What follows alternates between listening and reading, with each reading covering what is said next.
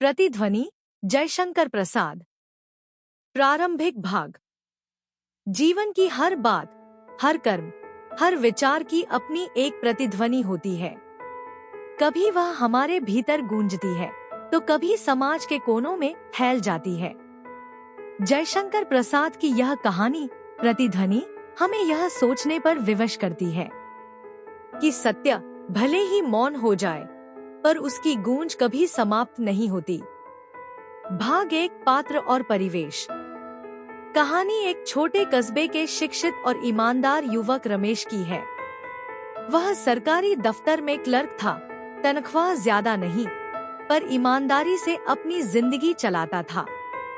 उसकी पत्नी कमला सुशील और भली थी, पर मन में एक छोटी सी ख्वाहिश हमेशा रहती। थोड़ी सुविधा, थोड़ा वैभव, थोड़ा आराम। रमेश का सिद्धांत था, कम में संतोष ही सुख है। जबकि कमला सोचती थी, अगर कोई आसान रास्ता है तो उसका विरोध क्यों करें। एक शाम जब रमेश थका हुआ घर लौटा, कमला ने धीरे से कहा, स्त्री आवाज मुलायम स्वर में, रमेश जी, हमारे मकान का पट्टा बढ़वाना है। अगर बाबूजी को थोड़ा सा तोहफा दे दे तो काम जल्दी हो जाएगा। रमेश शांत स्वर में, कमला, सच्चाई पर चलने वाला कभी किसी से डरता नहीं। झूठ और रिश्वत की उम्र छोटी होती है। काम देर से होगा पर सही तरीके से। कमला चुप हो गई, लेकिन उसके मन में एक हल्की खींच थी। भाग 2, संघर्ष और परीक्षा। दिन बीतते गए। रमेश अपनी सच्चाई पर अडिग रहा, पर सच बोलने वालों की राह आसान नहीं होती। दफ्तर के कुछ अधिकारी, जिन्हें वह गलत कामों से रोकता था, धीरे धीरे उसके खिलाफ साजिश रचने लगे। एक दिन अचानक उस पर झूठे आरोप लगा दिए गए कि उसने कागजों में हेराफेरी की है। रमेश के मन पर वज्रपात हुआ। उसकी ईमानदारी पर प्रश्न चिन्ह लगा दिया गया। घर में सन्नाटा था।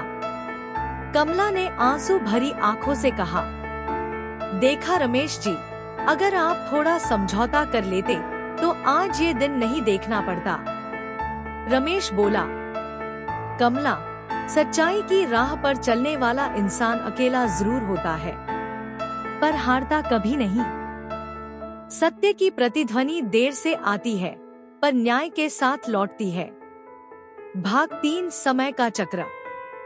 महीने गुजर गए। रमेश को निलंबित कर दिया गया। घर का खर्च मुश्किल से चल रहा था।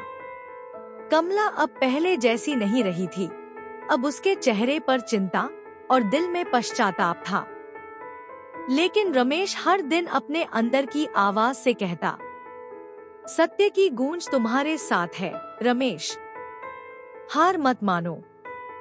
फिर एक दिन अचानक दफ्तर से एक चिट्ठी आई।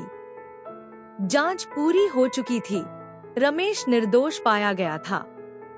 वह न केवल पुनः नियुक्त हुआ, बल्कि उसकी ईमानदारी के लिए उसे सम्मानित भी किया गया। उसके वही साथी, जिन्होंने झूठ बोला था, अब झुकी नजरों से उसके सामने खड़े थे। रमेश ने सिर्फ इतना कहा, जिसने सत्य के बीज बोए हैं उसे न्याय की फसल अवश्य मिलती है। भाग 4, आत्मबोध और परिवर्तन। कमला अब शांत थी। उसकी आंखों से आंसू बह निकले। वह रमेश के पास आई और बोली, मुझे माफ कर दो रमेश जी, मैं भूल गई थी कि सच्चाई कभी पराजित नहीं होती। आज समझ गई हूँ कि जो लोग झूठ से जीतते हैं वो असल में खुद से हार जाते हैं। रमेश ने मुस्कुराकर कहा, कमला, यही तो जीवन की प्रतिध्वनि है। जो आवाज हम सत्य के लिए उठाते हैं वही अंततः समाज में गूंज बनकर लौटती है। भाग 5, समापन और नैतिक संदेश।